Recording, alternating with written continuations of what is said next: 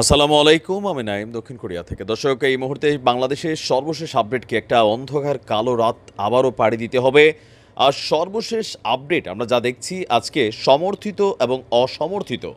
সমর্থিত হচ্ছে যেগুলো আন্তর্জাতিক গণমাধ্যম লাইক ডয়চে ভেলে বা বাংলাদেশের দৈনিক প্রথম আলো বা মানবজমিন মাঝে মাঝে তারা নিউজ করছে।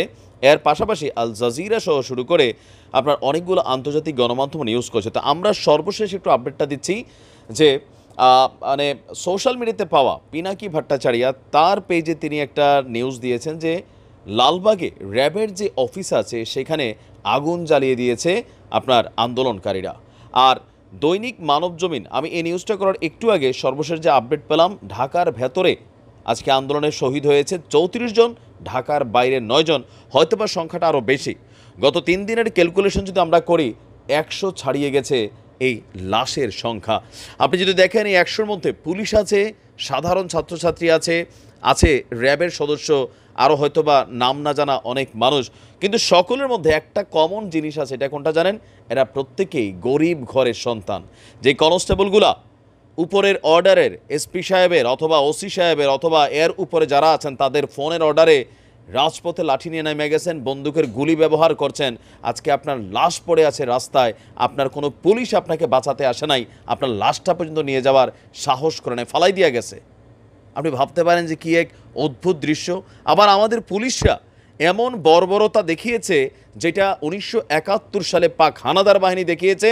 52-র ভাষা আন্দোলনেও পূর্ব পাকিস্তানের উপর পশ্চিম পাকিস্তানি পুলিশ এতটা নির্দয় বর্বর দেখি নাই আমরা। ট্যাঙ্কের ভেতর থেকে একটা মানুষের লাশ মনে যে ফালাই দিচ্ছে একটা আবর্জনার বস্তার মতন। এই সকল দৃশ্য দেখা কোন ছেলের শরীরে রক্ত খোলে না? আরে ভাই, আজকে শুধুমাত্র এই আন্দোলনটা এখন আর কোটা আন্দোলনে নাই। দীর্ঘদিন যাবৎ নানান অন্যায়, জুলুম, নির্যাতন, লুটপাট, বাটপাররার রাজত্ব, তারপর হচ্ছে দুর্নীতিবাজরা বুক ফুলাইয়া চলে, দেশ ছেড়ে চলে যায়। সাধারণ মানুষ পান থেকে চুন খসলে রাজনীতির গুতায় অস্থির, ক্ষমতার ঠেলায় অনেকে মনে করলেন পেট ফুইলা আঙ্গুল ফুইলা কলা গাছ হয়েছে। এদের প্রত্যেকের সকল কিছু এখন কিন্তু একটা ব্লাস্ট আকারে আসছে। কারণ আপনি দেখছেন যে বাংলাদেশে বৈশা এত সাহস পুলিশের বুকের এরকম, হ্যাঁ, বুকটা পাইতা দিয়ে বলে গুলি কর। আমাদের মেয়েরা পর্যন্ত থালাবাটি লাঠি নিয়ে মাঠে নামছে। আপনি কি বলবেন? এই মুহূর্তে আমরা দেখছি যে মানে বিভিন্ন জায়গায় শিক্ষার্থীরা শুধুমাত্র আন্দোলন করছে এখন আর তা না। আমি বারবার বলছিলাম, মাঠে যাদেরকে দেখেন এর বাহিরে প্রত্যেকটা ছেলের পিছনে মেয়ের পিছনে 3 জন মানুষ আছে, তার পরিবারের বাবা আছে, মা আছে, তার ভাই আছে, বোন আছে, সবাই কিন্তু এখন রাস্তায় নেমে যাচ্ছে।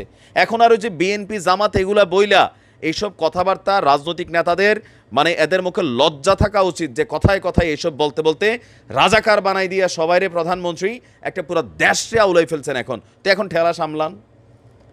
এখন ইয়ানফসি করা হচ্ছে বিভিন্ন জায়গায়, সম্ভবত সরকার পতন হয়ে যায় কিনা বিষয়টা ওই লেভেলেই চলে যাচ্ছে। এখন সাদ্দামদের এখন দায়ভার নেওয়া উচিত, ওবায়দুল কাদের সাহেবের দায়ভার নেওয়া উচিত। কারণ তিনি বলছিলেন যে এই নব্য রাজাকার যারা ছাত্রলীগই নাকি সামলাইবে। আচ্ছা, এখন সামলান। হাজার হাজার ছাত্রলীগের নেতাকর্মী পদত্যাগ করছে, 2-4টা আছে যেগুলো লুটপাট করে খায়, ছাত্রলীগের নাম ভাঙাইয়া এরা এখনও মাঠে। আর আওয়ামী লীগের মধ্যেও 2-4টা আছে যারা প্রকৃতপক্ষের আওয়ামী লীগ, তারা কিন্তু ভাই এগুলো নিয়ে কোনো মাথা ব্যথা নাই, চুপচাপ আছে, কোনো কথা বলতেছে না। কিন্তু বাকি যেগুলা যে দল ক্ষমতায় না থাকলে এগুলো ভিক্ষা করে ভাত খাওয়া লাগবে, এদের স্ট্যাটাস উস্কানিমূলক কথাবার্তা দেখছি। আরে মানুষ হিসাবে বেটা আগে একটু মনুষ্যত্ববোধ আন ভিতরে, যেটা চলছে আউট অফ কন্ট্রোল। আজ রাতে আমি জানি না আরও কত মায়ের বুক খালি হবে, হতে পারে সেটা পুলিশের লাশ, হতে পারে আমার কোনো ভাইয়ের লাশ, কিন্তু প্রত্যেকটা মাই গরিব মা।